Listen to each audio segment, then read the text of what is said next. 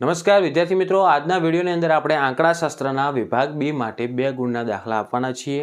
Most MP દાખલા કઈ રીતના દાખલા આવશે એ બધી જ ચર્ચા આપણે આજના વિડીયોની અંદર કરવાના છીએ. તો પ્લીઝ વિડીયોને અંત સુધી જરૂરથી જોજો. આજે ટોટલ આપણે 2 દાખલા ગણીશું જે બોર્ડ એક્ઝામમાં પૂછાયેલ છે. એ જ દાખલા આપણે ગણવાના છીએ.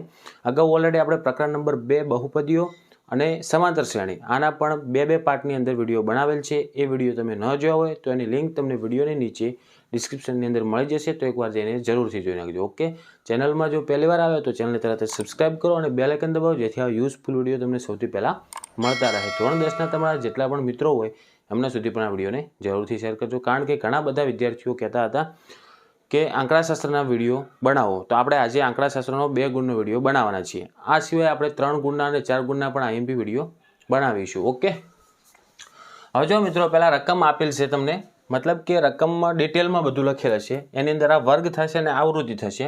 અને આ દાખલો આપણે ઓગસ્ટ 2020ની અંદર પૂછાયેલો છે. આની અંદર આપણે શોધવાનું શું છે? બહુલક શોધવાનું છે. તો બહુલકનું સૂત્ર તમને પહેલાં આવડવું જોઈએ.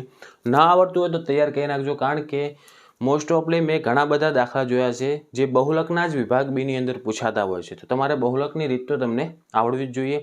આ ઉપરાંત તમને એ જણાવી દઉં કે આંકડાશાસ્ત્ર 6 વિડીયોની અંદર એકદમ ઇઝી મેથડથી, મતલબ મધ્યકની રીત, બહુલકની, મધ્યસ્થની રીત તથા મધ્યક અને મધ્યસ્થના ખૂટતી આવૃત્તિના પણ દાખલા આપણે ગણાવેલ છે એકદમ ઇઝી મેથડથી. તો એકવાર જઈને એ પણ જોઈ નાખજો. અને જો તમને કમ્પ્લીટલી આવડી જાય તો કોમેન્ટની અંદર જરૂરથી રિપ્લાય પણ આપજો. ઓકે, તો જો હવે આપણે આની અંદર શું શોધવાનું છે? બહુલક. તો બહુલક શોધવા માટે યાદ રાખવાનું કે આવૃત્તિની અંદર જે સૌથી વધારે આવૃત્તિ હોય, જે સૌથી મોટી આવૃત્તિ હોય, પહેલાં તો એ જોવાની. આમાં સૌથી મોટી આવૃત્તિ આપણે શું થાય છે? 61. તો એની એક્ઝેક્ટ સામેનો જે વર્ગ છે એને કહીશું આપણે બહુલક વર્ગ. તો પહેલાં તો આપણે બહુલક વર્ગ શોધવાનો. ક્લિયર? બહુલક વર્ગ શું થાય છે? 60 થી 80. હવે જો સૂત્રની અંદર શું શું જોવે? પહેલાં તો એલ જોઈએ છે. એલનો મતલબ શું? જે બહુલક વર્ગ છે એની જે અધઃસીમા, જે આગળની કિંમત રહી એને કહેવાય એલ. ફરી બોલું છું, જે બહુલક વર્ગ છે એની જે આગળની કિંમત છે, શોર્ટમાં તમને યાદ રહી રીતના, એને કહીશું આપણે એલ. તો એની કિંમત લખો. એલ બરાબર કેટલા છે? 60. પછી જોઈએ છે આપણે F1. F1 કેને લેવા? તો જે આ બહુલક વર્ગ હતો એની એક્ઝેક્ટ જે આવૃત્તિ સામે છે એને કહેવાય આપણે F1. તો F0 શું થાય? તો એનાથી ઉપર જવાનું, મતલબ આગળ જઈએ તો F0. તમે ક્રમ મુજબ જુઓ, 0, 1 અને 2, તો આને કહીશું આપણે F2. ક્લિયર? ફરી સમજાવું જુઓ કે જે સૌથી મોટી આપણે આવૃત્તિ હતી એને કહેવાય F1. તો એને F1 મિડલમાં રાખો, વચ્ચોવચ્ચ. એનાથી ઉપર જાઓ તો નાની કિંમત આવે શું? F0 અને F2. રેડી? 0, 1 અને 2. તો F0, F1 અને F2 આ 3 કિંમત મળી ગઈ ને? એ 3 કિંમત આપણે લખવાની છે. તો F1 બરાબર કેટલા? 61. F0 બરાબર કેટલા? 52. અને F2 બરાબર કેટલા? 38. પહેલાં બધાની કિંમત લખી નાખવાની, એટલે તમારે શું કન્ફ્યુઝન ના થાય, ક્યાંય ભૂલ ના પડે. ઓકે, પછી H. Hનો મતલબ શું? જે તમે વર્ગ લીધા છે, આ બહુલક વર્ગ લો કે આ બધા જ વર્ગ લો, એમની વચ્ચે ગેપ કેટલાની છે? તો તમારે શું કરવાનું? 80 અને 60 વચ્ચે કેટલી ગેપ છે? 80 થી 60 બાદ કરી નાખો, કેટલા વધશે? 20 વધવાના. તો એ મળી ગઈ આપણને H, વર્ગ લંબાઈ. ક્લિયર? H બરાબર 20. હવે આની આ કિંમત ફક્ત ખાલી સૂત્રમાં મૂકવાની. ઇઝી જ દાખલો છે. એલની કિંમત કેટલી છે? 60 પ્લસ કૌંસની અંદર F1. F1 મતલબ કેટલા? 61. તો 61 માઇનસ F0 એટલે કે 52 ભાગ્યા 2F1, મતલબ 2 ગુણ્યા F1. રેડી? તો F1 હતા 61, તો 2 ગુણ્યા 61 કરી દો, ઓછા F0 એટલે કે 52 અને ઓછા F2. F2 કેટલા છે? 38 ગુણ્યા H કેટલા? 20. તો ગુણ્યા 20. હવે આપણે આનું સાદુરૂપ આપવાનું. 60 એમને એમ રાખો, પહેલાં કૌંસનું સાદુરૂપ આપો, પ્લસ કૌંસની અંદર 61માંથી 52 જાય એટલે કેટલા વધશે?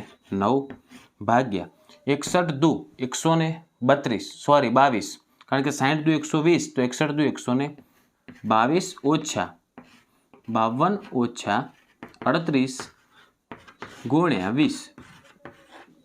હવે 60 એમને એમ રાખો, પ્લસ 9 પણ એમને એમ. 122માંથી 52 બાદ કરો, કેટલા વધશે? 2માંથી 2 જાય એટલે 0, 12માંથી 5 જાય એટલે 7, એટલે કે 70 વધશે. પછી -38, તો -38 ગુણ્યા 20. હવે 70માંથી પાછા 38 બાદ કરો તો 60 પ્લસ 9 ભાગ્યા 70માંથી 38 જાય એટલે 32 ગુણ્યા 20. હવે આ બંને વચ્ચે ગુણાકારનો સંબંધ છે. જુઓ આમાં કેટલા આવશે? 4 × 8 32 અને 4 × 5 20. ઉડતું એટલે ઉડાડી નાખવાનું. હવે આ બંનેનો ગુણાકાર કરો, કારણ કે હવે કશું ઉડતું નથી. તો 9 × 5 45, 45ને પહેલાં 8 વડે ભાગો, પછી જ 60માં ઉમેરો. ના કે તમે લસા લઈને પણ કરી શકો છો, પણ આ તમને ઇઝી પડશે. પહેલાં જુઓ 9 × 5 કરો એટલે 45, 45ને 8 વડે ભાગો તો 45 ભાગ્યા 8, 8 × 40, 5.0, 8 × 48, 2 0, 8 × 16, 4 અને 0 તો 8 × 5 40. તો કેટલો જવાબ આવે? 5.625. તો આનું આખું સાદુરૂપ શું થઈ ગયું? 60 પ્લસ 5.625. જુઓ સમજાવું ફરી કે 32 વધતા હતા, 20 વધતા હતા, તો બંનેમાં 4 કોમન આવશે. 4 × 8 32, 4 × 5 20, તો 4 4 કટ થઈ ગયા. હવે 9 અને 5નો ગુણાકાર કરો, 45, 45ને આપણે 8 વડે ભાગ્યા એટલે કેટલો જવાબ આવ્યો? 5.625. તો 60માં હવે ફક્ત 5 ઉમેરી નાખો. પોઈન્ટ તો એમને એમ જ રહેશે. 60 ને 5 કેટલા થયો? 65, તો 65.625. આ થઈ ગયો બહુલક. તો બહુલકને આ રીતના દાખલા મોસ્ટ ઓફલી પૂછાતા જ હોય છે. ઘણા બધા દાખલાઓ બહુલકના જ હતા જે વિભાગ બીમાં આવતા હોય એવા. હવે એક બીજી રીતનો પણ દાખલો પૂછાય છે, એ હવે આપણે આના પછીનો દાખલો ગણવાના છીએ. જો મિત્રો નેક્સ્ટ આપણે જે આ બીજી આ રીત છે જે તમારે દાખલો પૂછાઈ શકે છે ને, આ દાખલો માર્ચ 2022ની અંદર પૂછાયેલ દાખલો છે. એકદમ સિમ્પલ જ દાખલો છે. ડાયરેક્ટ જુઓ તમને કિંમત આપેલ છે, તમને ફક્ત સૂત્ર આવડવું જોઈએ કે Z = L પ્લસ કૌંસની અંદર F1 - F0 ભાગ્યા 2F1 - F0 - F2 ગુણ્યા H. આ સૂત્ર તમને આવડતું હોય તો આ દાખલો એકદમ તમારા માટે ઇઝી જ છે. કારણ કે જુઓ L ની કિંમત આપેલ છે કેટલી? 40 પ્લસ F1 7 છે, તો 7 માઇનસ F0 ની કિંમત આપેલ છે 3. આગળ જે આપણે દાખલો ગણ્યો ને એની અંદર આપણે બધી કિંમત પહેલાં શોધવી પડી, પછી એની કિંમત સૂત્રની અંદર મૂકી ત્યારે જવાબ આવ્યો. આમાં તમને ડાયરેક્ટ કિંમત આપેલ છે, ખાલી તમારે સૂત્રની અંદર કિંમત મૂકીને સાદુરૂપ આપવાનું છે. હવે 2 ગુણ્યા F1, F1 એટલે કેટલા? 7 ઓછા F0 એટલે 3 ઓછા F2 ની કિંમત કેટલી છે? 6 અને ગુણ્યા H ની કિંમત 15. 40 એમને એમ રાખો પ્લસ 7માંથી 3 જાય એટલે 4. હવે જુઓ 7 દૂ 14, 14માંથી પહેલાં 3 બાદ કરો, અથવા તમે ડાયરેક્ટ જુઓ માઇનસ માઇનસ પ્લસ કરીને 6 અને 3 9 અને 14માંથી 9 બાદ કરો તો પણ ચાલે. અથવા તમે ડાયરેક્ટ જુઓ ચિહ્ન ના ખબર પડતી હોય તો 7 દૂ 14, 14માંથી 3 બાદ કરો એટલે 11, 11માંથી 6 બાદ કરો એટલે 5, તો 5 ગુણ્યા 15.